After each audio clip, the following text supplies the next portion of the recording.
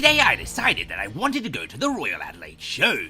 Technically, I didn't really need to fly there, as I already live in Adelaide, but I believe driving to be bad for the environment, and the idea of taking land-based public transport disgusts me to my core. And so the Royal Adelaide show, named as such because, despite being larger than Britain, entirely self-sufficient, and having Mad Max, Skippy and Crocodile Dundee, we are still technically a British colony under the British constitutional monarchy. Why don't we just leave, you might ask? Well, rather simply because, thanks to the Commonwealth Games, we essentially get two Olympics. Originally forming as an agricultural show, allowing farmers to show off their stock, compete against each other, and of course sell their products, the Royal Adelaide show is now all of that and much, much more. And so, having touched down, I immediately made my way to the main entrance and decided to first go on the Ferris Wheel, not just because it's the first thing I saw, but also because its high vantage point would allow me to get a good idea of the layout of the show, which is extremely necessary as I didn't have a map. And let's be honest, without Cortana laying down nav points, even with a map, I wouldn't know how to use it. At first, I was somewhat nervous, as going into it, I did not fully appreciate just how high the Ferris wheel would carry me. Oh my god, we're so high up they all look like ants from here. However, I quickly got over these initial fears, both because I have commitment issues, and also because there's no way off the ride anyway, so I might as well just enjoy it. From atop the Ferris wheel, we not only got a great view of all the rides and sideshows, but also the oval, which appeared to have some sort of entertainment going on over at it, which seemed to involve all either very small horses or just regular horses that were very far away, and on the other side of us gave us a great view of a nearby city, possibly Melbourne. Even more exciting, from our bird's eye view, we managed to spot two local celebrities, Really Big Hot Dog, who is known as Australia's foremost poet, and the Royal Adelaide show's very own mascot, Wheaty McWheatface. As soon as I got off the ride, I tried to track down Wheaty, hoping for an interview. However, unfortunately, despite calling out, he never turned around or responded. I'm not mad though, the dude's a national hero, and so he probably had pretty important things to do. After that exciting brush with a who's who of whole grain, I decided it was time to get my spook on. One of my absolute favourite things to do at the Royal Show is to visit all of the ghost trains and haunted houses, and this year there's 3 of them. I tried to look up on the website to see which was which in order so I could give the proper names for the proper rides, but I'm not entirely sure as the website displays no pictures.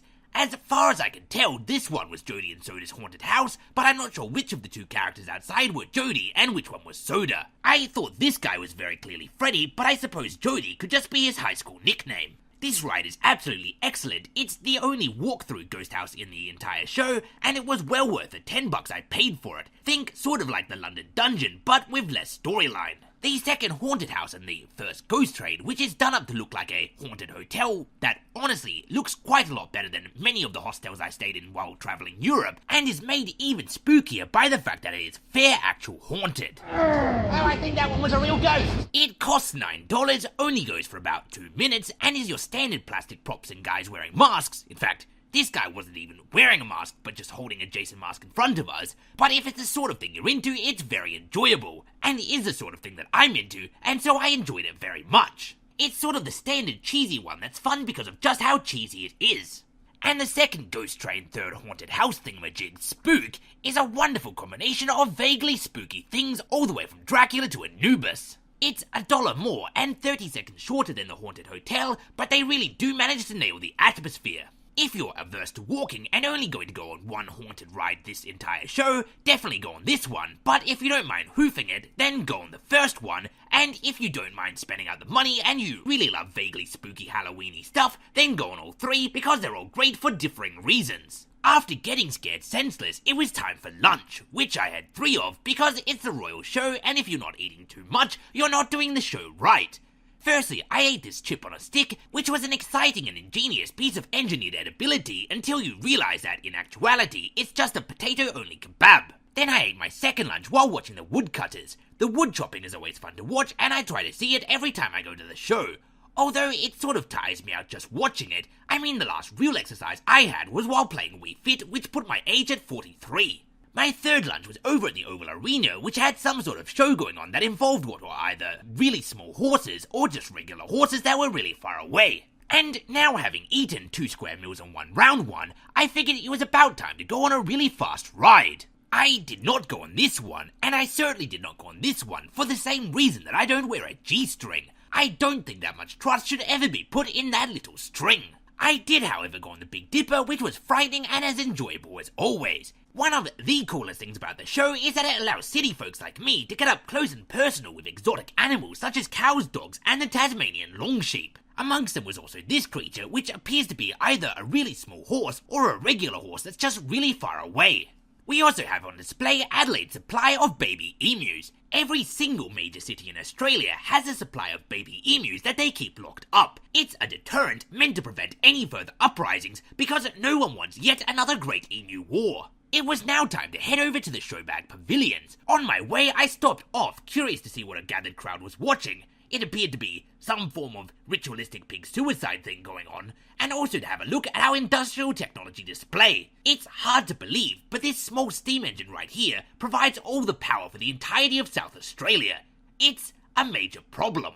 Arriving at the Showbag Pavilion, I find myself always marvelling at the juxtaposition of joy and fear that these structures present. You see, during showtime, they house the show bags, but during exam period, they are utilised by two of our state's major universities for exam sittings. See, you thought I was done talking spooky when I finished talking about the ghost trains. One of the best areas in these pavilions is called the Market Bazaar, which has all sorts of stalls selling interesting things. While in this stall here, I was filming a table which had a bunch of 90s memorabilia and fidget spinners, as I felt that it provided a cool contrast between past and present trends. After which, the owner aggressively approached me and demanded that I delete the video, as he claims, was disrespecting him by stealing photos of his merchandise. In respect of this man's completely rational response to seeing someone taking photos in a fairground, I've decided that I'm only going to show his stall 3 times.